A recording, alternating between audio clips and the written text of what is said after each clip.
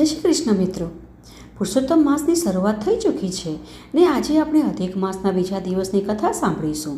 તો કથા સારી લાગે તો લાઈક કરજો ને તમારા મિત્રની પરિવારમાં શેર પણ કરજો, જેથી કરી તેઓ પણ આ કથાઓ સાંભળીને પુણ્યફળની પ્રાપ્તિ કરી શકે. અને આવી જ વૈદિક અને પ્રમાણભૂત કથાઓ સાંભળવા હેતુ આ ચેનલને સબસ્ક્રાઈબ પણ કરી લેજો. તો ચાલો આજના પુરુષોત્તમ માસના બીજા દિવસની કથાની શરૂઆત કરીએ. તો આપણે કાલની કથામાં સાંભળ્યું કે અનેક ઋષિમુનિઓ નૈમિષારણ્યમાં એકઠા થઈને યજ્ઞાદિ કાર્ય કરી રહ્યા હતા. તે સમયે સૂતજી મહારાજ યાત્રા કરતાં કરતાં પોતાના શિષ્યો સાથે અહીં આવી પહોંચ્યા. ત્યારે બધા ઋષિમુનિઓએ તેમનું સ્વાગત કર્યું અને ઊંચા સ્થાન પર બેસાડી તેમની પાસે કથા સાંભળવાની વિનંતી કરી. ત્યારે સૂતજીએ ઋષિમુનિઓને કહ્યું કે તેઓ જ્યારે યાત્રા કરીને અલગ અલગ તીર્થસ્થાન પર ગયા હતા ત્યારે હસ્તિનાપુર પણ ગયા હતા. હવે આગળ ઋષિઓને સૂતજી કહેવા લાગ્યા કે શ્રી સુખદેવજી પરીક્ષિત રાજાને અંતિમ સમયમાં શ્રીમદ ભાગવત કથાઓ સંભળાવી રહ્યા હતા.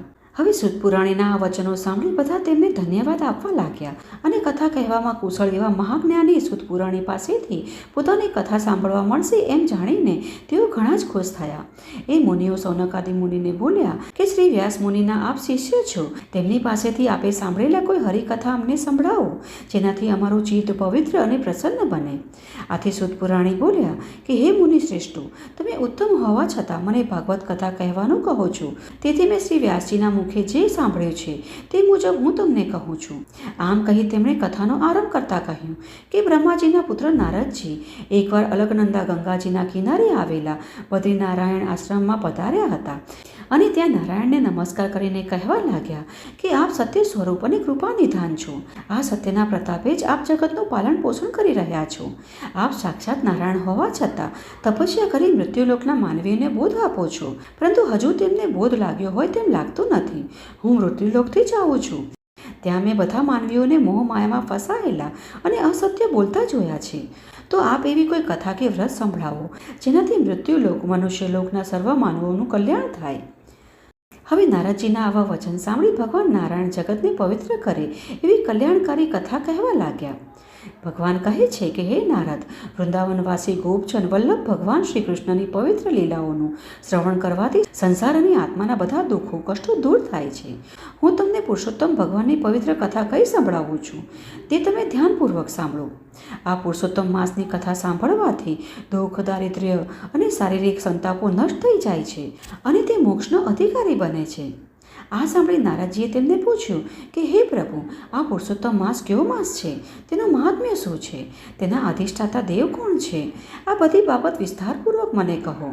આમ આગળ સૂચિ કહે છે કે હે મુનિ શ્રેષ્ઠો, નારદજીનું આ નિવેદન સાંભળીને ભગવાન નારાયણે કહ્યું કે હે નારદ, પુરુષોત્તમ એ એક મહિનાનું નામ છે. તેના અધિષ્ઠાત પુરુષોત્તમ ભગવાન હોવાથી આ માસનું નામ શ્રી પુરુષોત્તમ માસ પડ્યું છે. આ માસમાં વ્રત, તપ અને દાન કરવાથી પુરુષોત્તમ ભગવાન સંતુષ્ટ થઈ અનંત ફળ આપે છે. આ સાંભળી નારદજીએ વધુ માહિતી મેળવવાના હેતુથી આગળ પૂછ્યું કે કયા મહિનાને પુરુષોત્તમ માસ કહેવામાં આવે છે? આ માસમાં વ્રત, તપ અને ઉપવાસ કેવી રીતે કરવા? આ વ્રત કરનારને શું ફળ મળે? જગતમાં દુઃખોનો પાર નથી. હું તેમાંથી તેઓને શાંતિને દિલાસો મળે તેવો સરળ ઉપાય સૂચવવા વિનંતી કરું છું.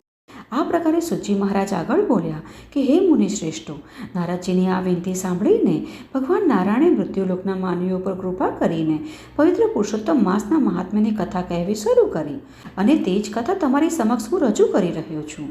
તો આ પ્રકારે ઇતિશ્રી બૃહન્નરદીય પુરાણમાં શ્રી નારાયણ નારદ સંવાદનો બીજો અધ્યાય સંપૂર્ણ. હવે ચાલો પુરુષોત્તમ માસની કથા પણ સાંભળી લઈએ. આ કથા વર વગરની વહુની છે અને કથા અનુસાર એક ગામમાં બ્રાહ્મણ અને બ્રાહ્મણી રહેતા હતા. તેઓ પૈસે ટકે સુખી હતા. તે બંને પ્રૌઢ ઉંમરે પહોંચ્યા હતા. બધી વાતનું તેઓને સુખ હતું, પણ એક વાતથી તેઓ દુઃખી રહેતા હતા. તે દુઃખ હતું નિસંતાનપણું. તેઓ પરણ્યા ત્યારથી સંતાન માટે વલખા મારી રહ્યા હતા, પણ ઈશ્વર તેમની સામે જોતા ન હતા. હવે ઉંમરે પહોંચ્યા પછી તેમને સંતાનની આશા છોડી દીધી હતી. હવે તો તેઓ પ્રભુ પરાયણ ધાર્મિક કાર્યોમાં સમય જ કાઢતા હતા. એવામાં પવિત્ર પુરુષોત્તમ માસ આવ્યો. આથી બ્રાહ્મણ અને બ્રાહ્મણીએ પુરુષોત્તમ માસ નાહવાનો અને ધર્મ ધ્યાનમાં ગાળવાનો સંકલ્પ કર્યો.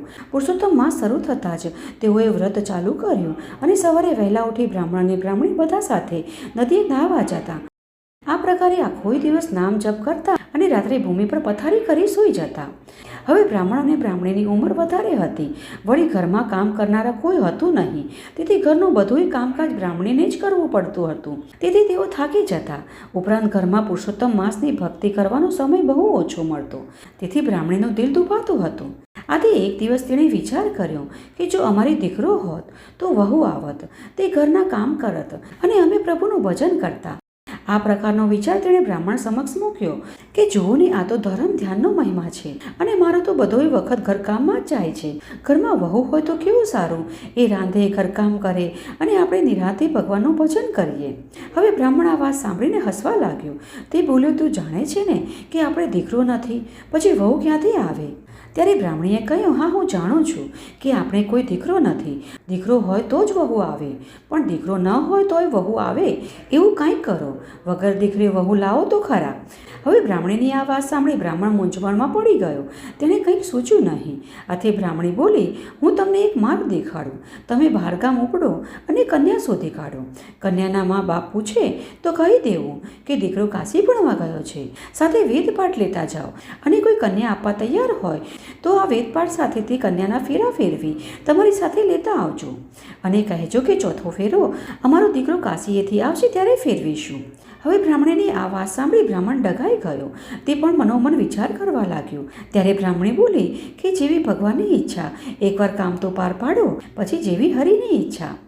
તેથી બ્રાહ્મણ તો બીજે દિવસે સવારના પહોરે ખંભે ખડીઓ ભરાવીને પુત્રવધૂની શોધમાં નીકળી પડ્યો.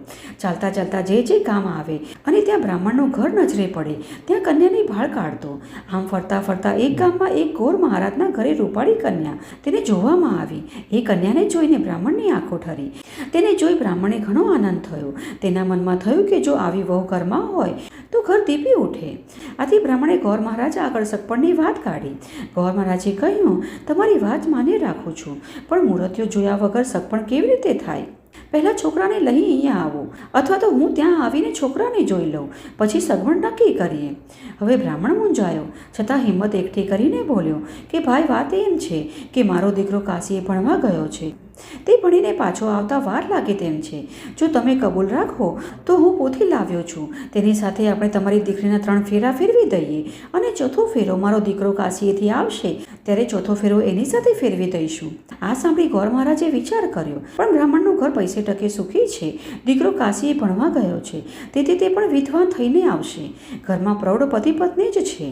આવું બધી રીતે યોગ્ય ઘર મળે છે તો મોં ધોવા શા માટે જવું? આમ વિચાર કરી તે ઘરમાં જઈને પત્નીને બધી વાત કરી. તેમની પત્ની પણ તેની વાતથી સંમત થઈ. આથી ગોર મહારાજે બહાર આવી બ્રાહ્મણને કહ્યું કે અમે અમારી દીકરી તમારા દીકરા સાથે પરણાવવા તૈયાર છીએ.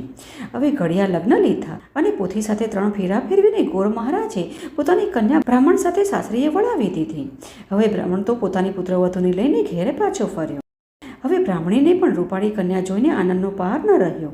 વહુના લક્ષણ બારણામાં જ. એ કહેવત મુજબ જ વહુએ ઘરમાં પગ મૂકતા વેત જ બધું કામ ઉપાડી લીધું અને બ્રાહ્મણીની નિરાશ થઈ. એ તો સુખી પ્રભુ ભજન કરવા લાગી. હવે વહુ નિત્ય રાંધીને આપે છે. બ્રાહ્મણ બ્રાહ્મણી જમી પરવારીની પૂજા કરે છે. એક દિવસ બ્રાહ્મણ બ્રાહ્મણી નદીએ નાહવા ગયા ત્યારે વહુ રાંધવા માટે દેવતા લેવા પડોસણને ત્યાં ગઈ. વહુએ કહ્યું, કાકી રે કાકી, મને દેવતા આપો ને.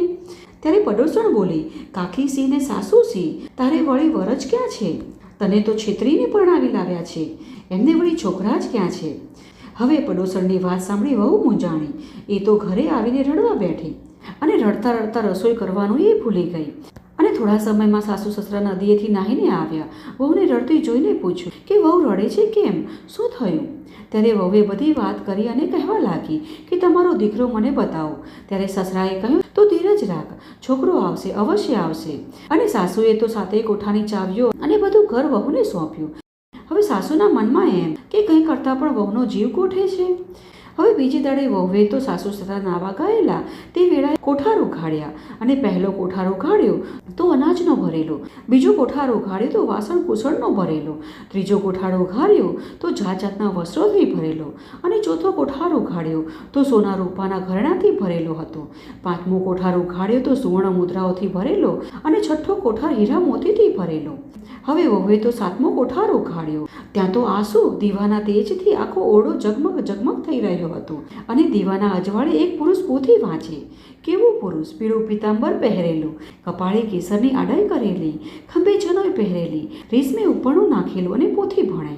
વહુને જોતાં જ પેલો પુરુષ બોલી ઉઠ્યો, ઓરડા બંધ કરો, કમાડ બંધ કરો, મારા માતા પિતાના વ્રત ભંગાશે. તેથી પુરુષોત્તમ માસ પૂરો થયે મને બોલાવજો. હું આવીશ અને તમારા સાથે ચોથું મંગળ વર્તીશ ને પરણીશ. તેથી વહુએ ઝટ દઈને કમાડ ભીડ્યા. એના મનમાં હરખ સમાતો નથી. એને સાસુ સસરાની વાત સાચી લાગી. આમ થોડા સમય પછી પુરુષોત્તમ માસ પૂરો થયો. આજે અજવાળિયું હતું એટલે વહુ તો ઘરે ઘરે નોતરા દઈ આવી અને થોડી જ વારમાં બ્રાહ્મણો આવ્યા અને વેદોના મંત્રો બોલવા લાગ્યા. ત્યારે વહુએ કહ્યું, સાસુજી ચોરી બંધાવો ને, આજે તો તમારો દીકરો આવવાનો છે, ભૂલી કેમ ગયા? હજુ તો મારે ચોથું મંગળ વર્તવાનું અધૂરું છે. આ સાંભળી સાસુ તો વિષાદમાં પડી ગયા. છોકરો સોને વાંચશે. એણે ભગવાનના ભરોસે ચોરી બંધાવી અને મંગળવાજા વગડાવવા માંડ્યા. બ્રાહ્મણે કહ્યું, હવે વર કન્યા પધરાવો. હવે સાસુને મૂંઝાતી જોઈને વહુ બોલી, કેમ મૂંઝાવ છો? તમે તો કહેતા હતા કે મારો છોકરો કાશી ભણવા ગયો છે, પણ તે 7મા કોઠારમાં પોથી વાંચે છે. એમણે મને કહ્યું છે કે મારું નામ પુરુષોત્તમ રાય છે. મને છેલ્લે દહાડે બોલાવજો એટલે હું આવીશ. આ સાંભળી સાસુએ સાથ કર્યો, બેટા પુરુષોત્તમ રાય, બહાર આવો. ત્યાં તો નવાઈ જેવો બનાવ બન્યો. થોડી જ વારમાં ઓરડાના બારણા ઉઘડ્યા. ચાખડીઓ બોલવા લાગી અને પુરુષોત્તમ રાય બહાર આવ્યા. પીળું પીતાંબર પહેરેલું, કપાળે કેસરની આડ કરેલી અને લાલ ચાખડીએ ચડેલા. બ્રાહ્મણી તો પુરુષોત્તમ રાયની ભેટે પડ્યા અને એમને પરણવા બેસાડ્યા. ચોથું મંગળ વર્તાયું અને 5મે મંગળે પુરુષોત્તમ રાય પરણી ઉઠ્યા અને ઘરમાં સર્વત્ર આનંદ છવાઈ ગયો. જય પુરુષોત્તમ રાય. જેવા બ્રાહ્મણ બ્રાહ્મણીને ફળ્યા એવા અમને પણ ફળજો. જય જય પુરુષોત્તમ રાયની જય. જય શ્રી કૃષ્ણ.